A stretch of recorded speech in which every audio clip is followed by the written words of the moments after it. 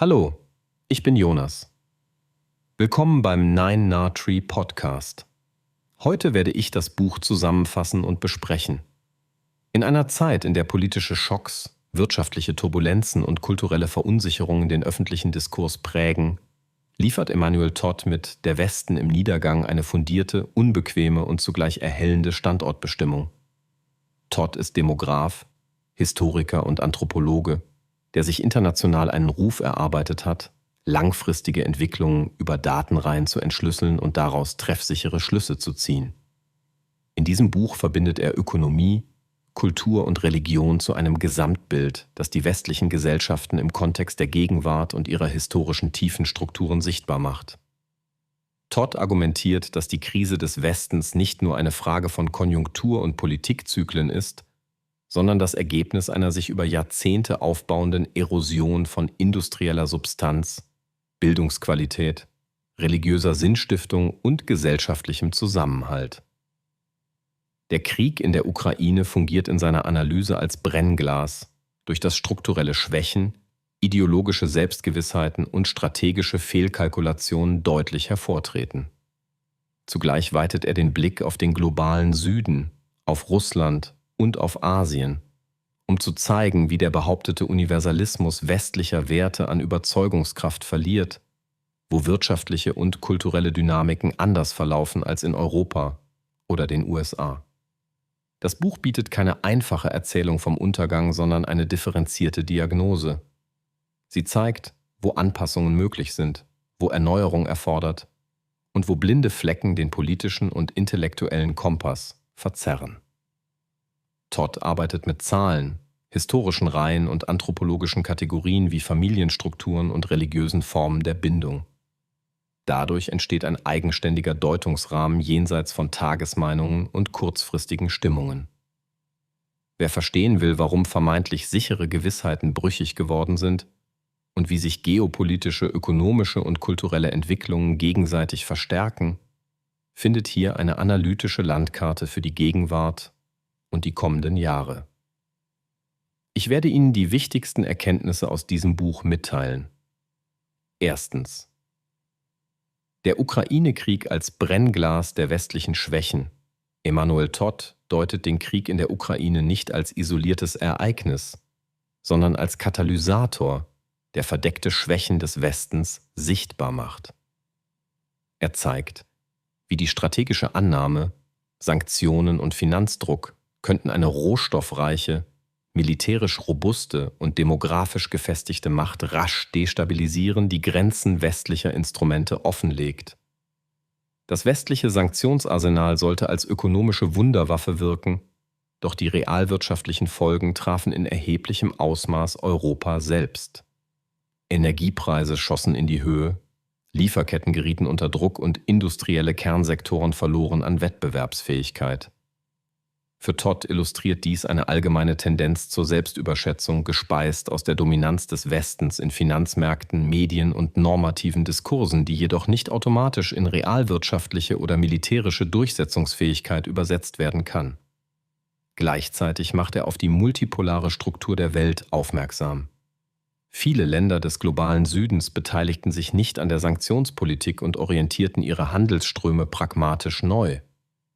Diese Zurückhaltung deutet Todd als Indiz dafür, dass der Anspruch westlicher Universalität an Vertrauen eingebüßt hat.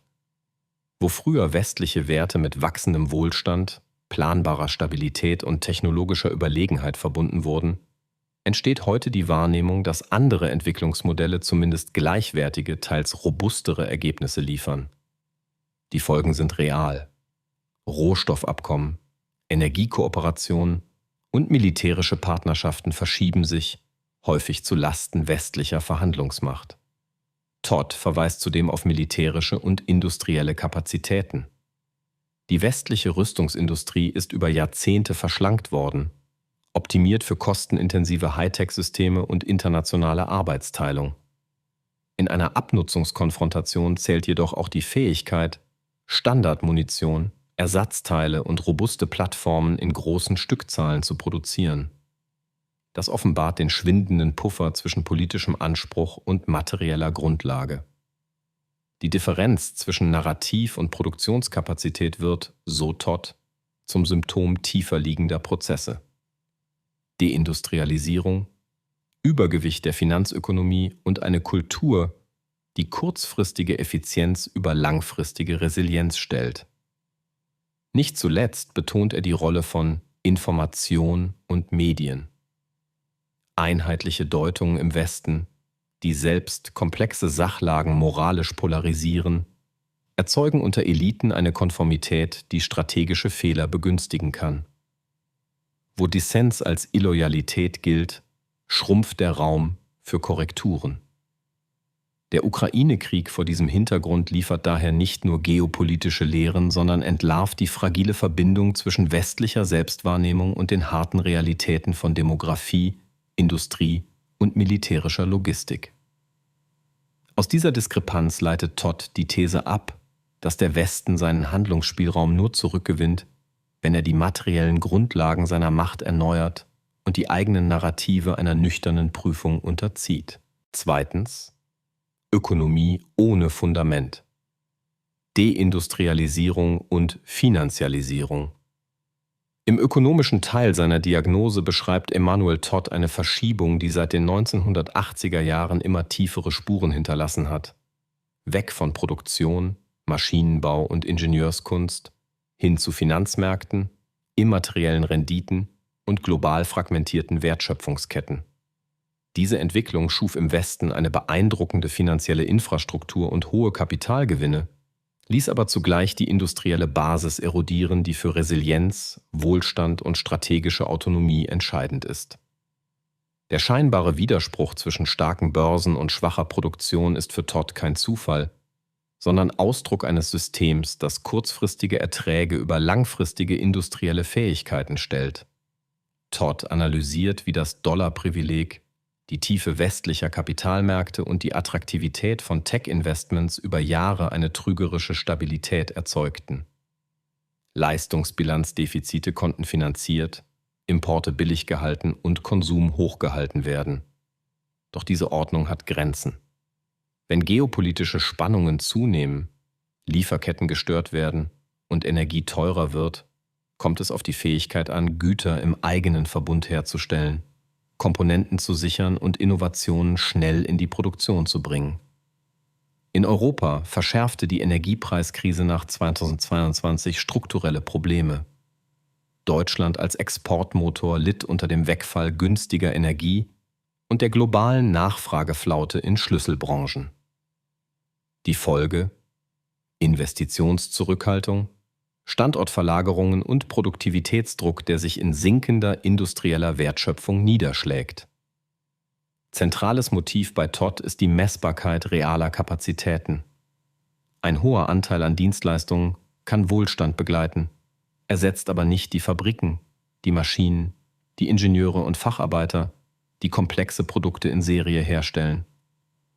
Ohne diese Fähigkeiten wird technologische Souveränität Illusion.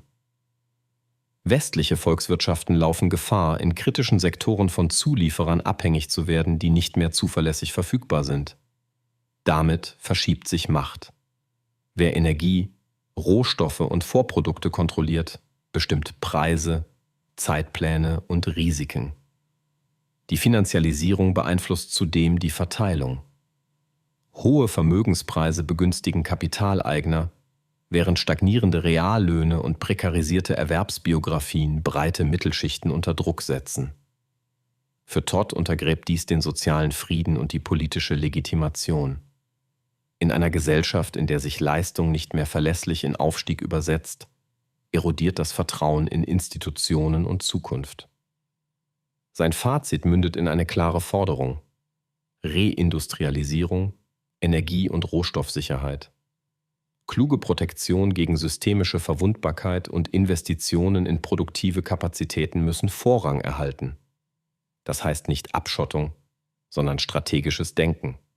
Wer Standards, Schlüsseltechnologien und Produktionsnetzwerke im eigenen Einflussraum stärkt, mindert Erpressbarkeit und gewinnt politisches Gewicht zurück. Nur so, argumentiert Todd, lässt sich ökonomische Souveränität wiederherstellen und ein nachhaltiger Wohlstand sichern, der die Gesellschaft zusammenhält und außenpolitische Handlungsfähigkeit ermöglicht. Drittens. Demografie, Bildung und Wissenschaft. Die erlahmende Basis der Modernität. Todd verankert seine Analyse in langfristigen demografischen und bildungshistorischen Trends. Sein Ausgangspunkt ist simpel und radikal. Moderne Macht beruht auf breiter Alphabetisierung, qualitativ hochwertiger Massenbildung und einer stabilen demografischen Struktur, die Innovation, Armee, Verwaltung und Industrie trägt. In vielen westlichen Ländern sieht er diese Basis erlahmen. Niedrige Fertilitätsraten, Alterung und ein wachsender Mismatch zwischen Ausbildungsabschlüssen und realen Qualifikationen schwächen die dynamische Erneuerung. Dabei geht es Todd nicht um nostalgische Kritik, sondern um messbare Indikatoren.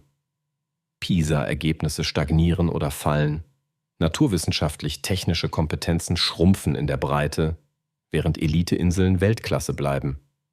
Das Ergebnis ist eine Spitze ohne tragfähigen Sockel. Die Expansion des Hochschulsektors brachte beeindruckende Beteiligungsquoten, jedoch nicht immer entsprechende Kompetenzzuwächse. Todd beschreibt, wie eine inflationäre Vergabe formaler Abschlüsse die Qualität der Selektion verwässert. Wenn Abschlüsse nicht mehr zuverlässig Auskunft über Problemlösefähigkeit geben, leidet die Produktivität. Unternehmen investieren zögerlicher in Forschung und die öffentliche Verwaltung verliert an analytischer Stärke. Gerade in Krisen braucht eine Gesellschaft aber robuste Mittelbaukompetenzen, die komplexe Systeme betreiben, warten und verbessern. Ohne diesen Mittelbau entstehen Engpässe in Energie, Verkehr, Gesundheitswesen und Rüstung, die sich politisch potenzieren. Demografie verschärft die Lage.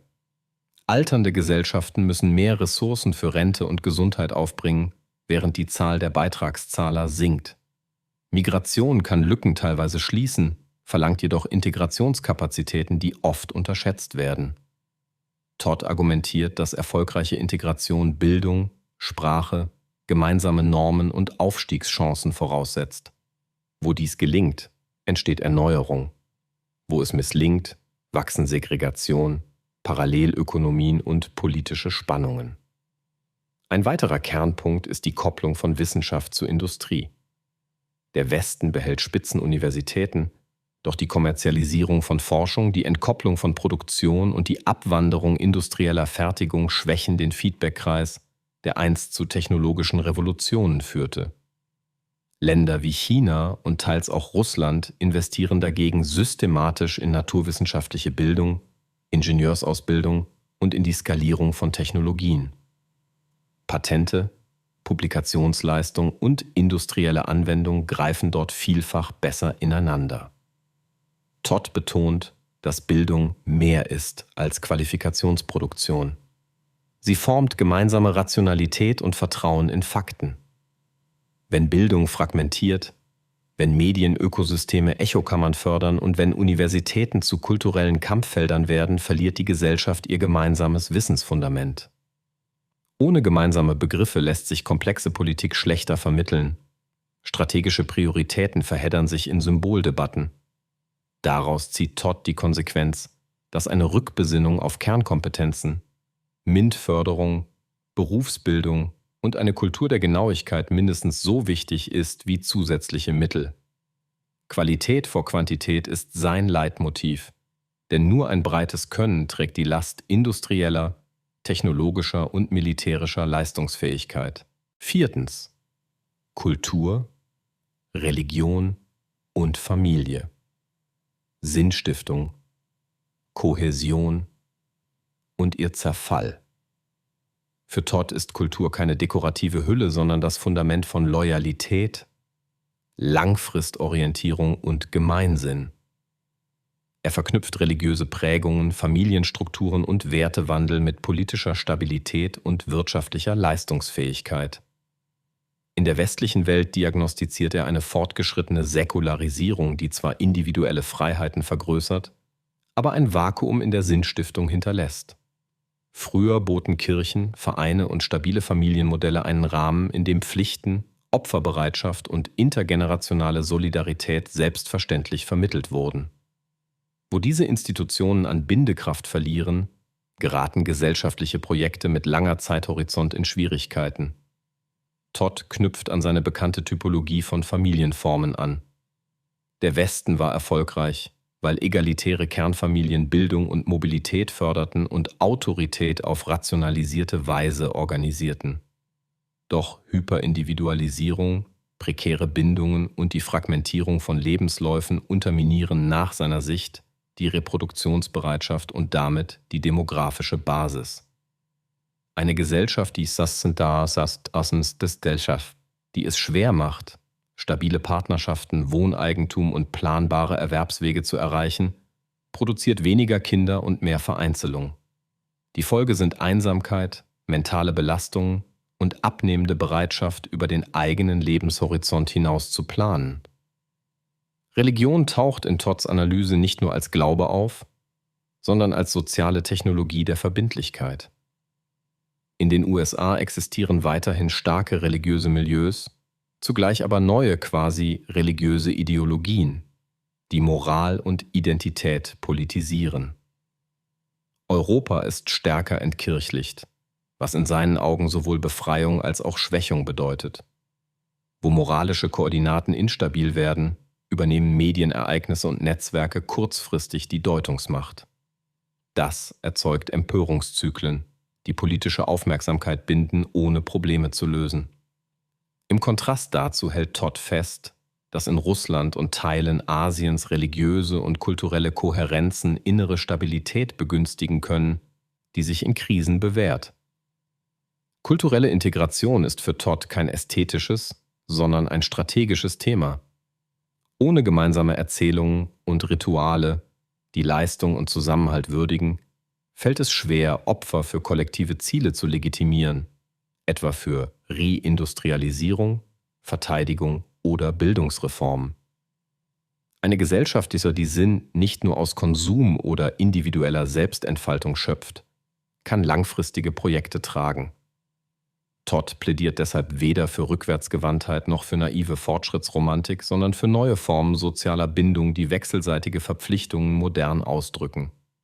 Dazu zählen lokale Infrastrukturen, Bürgerservice, Bildungsgemeinschaften und Orte, an denen Vertrauen wachsen kann. Seine Kernbotschaft lautet, dass kulturelle Stärke kein Nebenprodukt ökonomischer Erfolge ist, sondern deren Voraussetzung, weil sie die Motivation stiftet, die komplexen Anstrengungen einer offenen, technologisch anspruchsvollen Gesellschaft zu tragen. Schließlich Demokratie, Medien und Eliten. Die stille Krise der Steuerungsfähigkeit. Todd betrachtet die westlichen Demokratien als Systeme mit schwindender Steuerungsfähigkeit.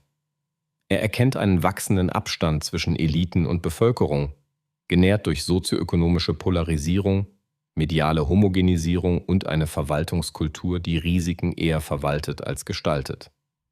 In Krisen zeigt sich diese Lücke besonders. Wenn Regierungen auf standardisierte Rezepte setzen und Abweichler aus dem Diskurs drängen, verkleinert sich der Raum für Korrekturen. Todd kritisiert nicht die Institutionen per se, sondern eine mentale Verengung, in der komplexe Probleme durch moralische Etiketten ersetzt werden. So werden Dissens, Unsicherheit und offene Hypothesen als Schwäche gebrandmarkt, statt sie als notwendige Elemente kollektiver Lernprozesse zu begreifen. Medien spielen dabei eine Doppelrolle. Einerseits liefern sie Informationen und Kontrolle, andererseits erzeugen sie Konformität, indem sie abweichende Perspektiven aus dem legitimen Spektrum schieben. Algorithmische Verbreitungslogiken verstärken emotionale Inhalte, während nüchterne Analysen weniger Reichweite erzielen. In geopolitischen Fragen führt dies zu einer Gleichrichtung der Deutungen, die innenpolitisch stabilisiert, aber außenpolitisch blinde Flecken erzeugt. Todd warnt, dass Demokratien ihre Vitalität verlieren, wenn sie Debatten nicht mehr als Entdeckungsverfahren nutzen, sondern als Loyalitätstests. Ein weiterer Aspekt ist die Funktionsweise moderner Bürokratien. Mit dem Siegeszug von Compliance, Reporting und Risikovermeidung steigt der Anteil formal korrekter, aber inhaltlich kraftloser Entscheidungen. Diese Tendenz schlägt auf Bildung, Forschung, Industriepolitik und Verteidigungsplanung durch. Wo Form Vorrang vor Funktion erhält, verschwinden Experimente, Prototypen und das Recht auf Irrtum. Doch Innovation entsteht, so Todd, aus iterativem Lernen, nicht aus perfekter Absicherung. Der Verlust dieser Kultur wirkt wie Sand im Getriebe und macht Gesellschaften langsam. Gegenmittel liegen für Todd in institutioneller Bescheidenheit, in Dezentralisierung und in der Wiederbelebung produktiver Pluralität. Parlamente, Medien und Universitäten sollten abweichende Positionen als Ressource begreifen. Außenpolitisch bedeutet dies, Ziele mit materiellen Mitteln rückzukoppeln und die Industriepolitik darauf auszurichten, vulnerablen Abhängigkeiten vorzubeugen. Innenpolitisch gilt es, die soziale Frage wieder ins Zentrum zu rücken, weil nur integrierte Mittelschichten Legitimation und Steuervolumen sichern. Todd entwirft damit kein dystopisches Bild, sondern ein Warnsystem. Die stille Krise der Steuerungsfähigkeit muss nicht im Systemversagen enden, wenn der Westen bereit ist, seine Stärken zu erneuern. Rechtsstaat, Konkurrenz von Ideen, wissenschaftliche Redlichkeit und die Fähigkeit, Fehler zuzugeben und zu korrigieren. An diesem Punkt verbindet sich seine Elitenkritik mit einem konstruktiven Programm. Es ruft dazu auf, Institutionen so zu gestalten, dass sie den Mut zum Risiko und die Freude am Gelingen zurückgewinnen und damit die Grundlage für einen neuen Zyklus aus Vertrauen, Produktivität und politischer Handlungsfähigkeit schaffen. Zusammenfassend: Der Westen im Niedergang ist ein Buch für Leserinnen und Leser, die über Schlagzeilen hinausdenken und die tiefen Ursachen unserer Gegenwart verstehen wollen. Es richtet sich an politisch Interessierte, Unternehmer, Fachkräfte, Studierende, Journalistinnen und Entscheidungsträger, die ihre Urteilsbildung auf belastbare Daten, historische Vergleiche und kulturelle Analyse stützen möchten. Todd verbindet demografische, ökonomische und anthropologische Perspektiven zu einem kohärenten Bild. Genau darin liegt der Mehrwert. Man erhält keinen einseitigen Alarmismus, sondern eine nüchterne, interdisziplinäre Diagnose der Kräfte, die Wohlstand, Souveränität und gesellschaftliche Kohäsion tragen oder schwächen. Für das eigene Leben bietet das Buch 3 konkrete Nutzen. Erstens schärft es den Blick für strukturelle Risiken und Chancen. Wer beruflich oder unternehmerisch plant, erkennt, welche Sektoren Zukunft haben, wo Abhängigkeiten gefährlich sind und warum Qualität in Bildung und Ausbildung zur zentralen Währung wird.